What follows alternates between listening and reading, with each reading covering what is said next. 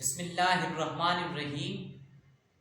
एक नाबीन जी शख्स जो वाक़ियो एक सैयदना अबू हुरैरा रज़ी अल्लाह ताला अन्हु खां रवायत आहे।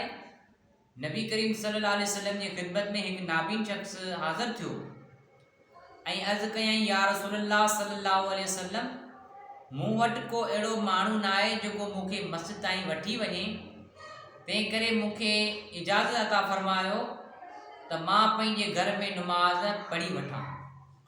हुज़ूर अलैहिस्सलातु वस्सलाम उनखे इजाज़त ॾेई छॾी।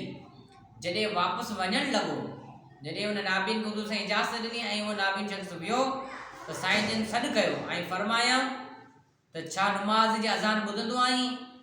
अर्ज़ु कयईं, हाउ। नबी करीम सल्लल्लाहु अलैहि वसल्लम फ़रमायो, क़बूल कर, यानी मस्जिद में अची नमाज़ पढ़। त हिकिड़े नाबीन शख़्स खे हुज़ूर अलैहिस्सलातु वस्सलाम फ़रमाईं त तुंहिंजे कननि ताईं आज़ान जो आवाज़ु अचे थो त तूं पंहिंजो घर फिटो करे, घर छॾे करे तूं हिन तरफ़ अच ऐं मस्जिद में नमाज़ पढ़। असां अॼुकल्ह चङा भला नौजवान नंढे मुंढे जहिड़ा हज़रात से मस्जिदनि खां परे घर में नमाज़ पढ़ंदा आहियूं ऐं चङा भला जेके सही तंदुरुस्त हूंदा आहिनि उहे कुर्सियुनि ते वेही नमाज़ पढ़ंदा आहिनि। यानी असांखे कंहिं शइ जो क़दुरु कोन्हे। जेकॾहिं उन नाबीन जो वाक़ियो ॾिसूं त हिकु नाबीन हो जंहिंखे ॾिसण जी ख़बर कोन हुई, पर साईं जन फ़रमाए था तुंहिंजे कननि ताईं आज़ान जो आवाज़ु अचे थो त तूं पंहिंजो घर फिटो कर, तूं मस्जिद जे तरफ़ अच।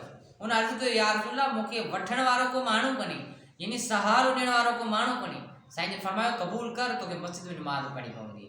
त असां चङा भला जेके नौजवान आहियूं, जेके ताक़तवर आहियूं, से दुनिया जे कमनि में, दुनिया जे ख़फ़त में मशगूल आहियूं, पर रब जे अहकाम, रब जी फ़र्ज़ खे विसारे वेठा आहियूं। त अल्लाह पाक असां सभिनी मुस्लिमान खे नमाज़ पढ़ी तौफ़ीक़ अता फ़रमाए। हिन नाबीन शख़्स जो ॾिसो हिकु बहितरीनु वाक़ियो हदीस खां रवायत कयल आहे। मुस्लिम शरीफ़ जी हदीस आहे। मुस्लिम शरीफ़ जे अंदरि हदीस आहे त हिकु नाबीन शख़्स हुज़ूर साईं वटि आयो, नमाज़ जे बारे में पुछाईं त साईं नाबीन आहे, मूंखे का शइ जी ख़बर कोन्हे। त उनखे साईं जी इजाज़त न ॾिनी त असां ऐं तव्हां फ़र्ज़ु नमाज़ रेगुलर घर में पढ़ंदासीं, इहो मुनासिब न आहे। मस्जिद में आज़ान अचे थी त मस्जिद में नमाज़ पढ़ूं। वमा अलैना इल्लल बलाग।